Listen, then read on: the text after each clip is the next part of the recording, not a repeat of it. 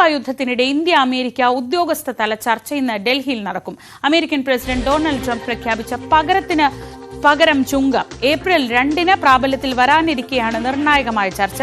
കരാറിന്റെ പ്രാഥമിക രൂപരേഖ ഈ ആഴ്ച തന്നെ തയ്യാറാകുമെന്നാണ് സൂചന. ആയിഷത്തുൽ ഷംന വിവരങ്ങളുമായി. ഷംന, ഏപ്രിൽ 2 മുതലാണ് ഈ പകരച്ചുങ്കം നിലവിൽ വരുന്നത്. അതിനു മുന്നോടിയായി നടക്കുന്ന ചർച്ചയിൽ ഇന്ത്യക്ക് ആവശ്യപ്പെടാനുള്ളത് ഇത് മാറ്റിവെക്കണമെന്ന് മാത്രമാണ്. ഏത് രീതിയിലാണ് വിവരങ്ങളൊക്കെ പുറത്തു വരുന്നത്? ശ്രീജ, തീർച്ചയായും ഇന്ത്യയെ സംബന്ധിച്ച് ഏറെ നിർണായകമായ ഒരു ചർച്ച തന്നെയാണ് എന്ന് പറയേണ്ടിയിരിക്കുന്നു. കാരണം ട്രംപ് പ്രഖ്യാപിച്ച പകരത്തിന് പകരം ചുങ്കം നിലവിൽ വരികയാണെങ്കിൽ അത് ഇന്ത്യയെ സംബന്ധിച്ച് ഏറെ പ്രത്യാഘാതങ്ങൾ ഉണ്ടാക്കും. വലിയ രീതിയിലുള്ള ഒരു നികുതി അത് ഇന്ത്യക്ക് ഉണ്ടാകും. അത് ഒഴിവാക്കാനുള്ള എല്ലാ ശ്രമങ്ങളും ഇന്നത്തെ ചർച്ചയിൽ ഉണ്ടാകുമെന്നാണ് കരുതപ്പെടുന്നത്. ഒപ്പം തന്നെ ഈ ഉൽപ്പന്നങ്ങൾക്ക് ഇന്ത്യ ചുമത്തുന്നത് വലിയ രീതിയിലുള്ള നികുതിയാണ്. ഇത് ഒരിക്കലും അംഗീകരിക്കാൻ കഴിയില്ല എന്ന തരത്തിൽ വലിയ രീതിയിലുള്ള വിമർശനങ്ങളും ആക്ഷേപങ്ങളും ഒക്കെ ട്രംപ് ഇന്ത്യക്ക് മേൽ ചുമത്തിയിരുന്നു. മറ്റ് പല രാജ്യങ്ങളും അധിക നികുതി ചുമത്തുന്നുണ്ടെങ്കിൽ പോലും ഇന്ത്യയുടെ പേരെടുത്തു പറഞ്ഞുകൊണ്ടായിരുന്നു ട്രംപ് വിമർശിച്ചത്.